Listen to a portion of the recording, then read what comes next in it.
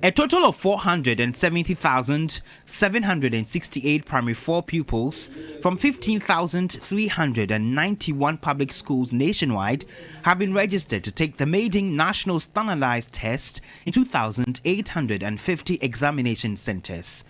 Each center will host 200 pupils. Candidates will be tested on proficiency in English and in mathematics. The first time we get a national data on individual students is when they take the BEC. That is 11 years after they begin their education journey.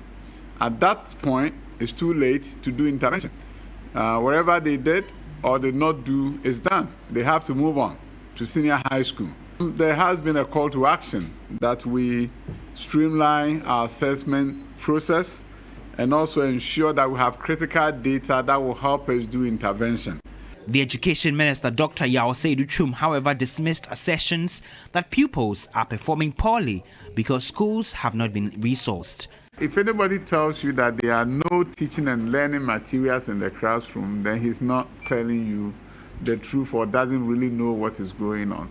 There were learner packages that were put together at the time of the implementation of the curriculum, and therefore teachers had something to use in teaching and learning. But in spite of that, if you were to even assume that they didn't have the full complement of textbooks, this is the reason why we even need to do this assessment, so that we can identify the deficiency and solve the problem. Director General of the Ghana Education Service, Professor Opoku Amankwa, said the NST has been designed to aid in grading pupils. The grading will not come in the form of first, second, third, etc. The grading will come to let us know the areas where we need to improve on, the areas where we are doing better, the areas where we should concentrate on the teachers and their approaches and methodologies, the areas that should go to us as the overall supervisors, what we need to do to improve on teaching and learning, so that at the end of the day, we ensure that by the time they get to their final year and they are writing their final exams, as many of them as possible are able to sail through.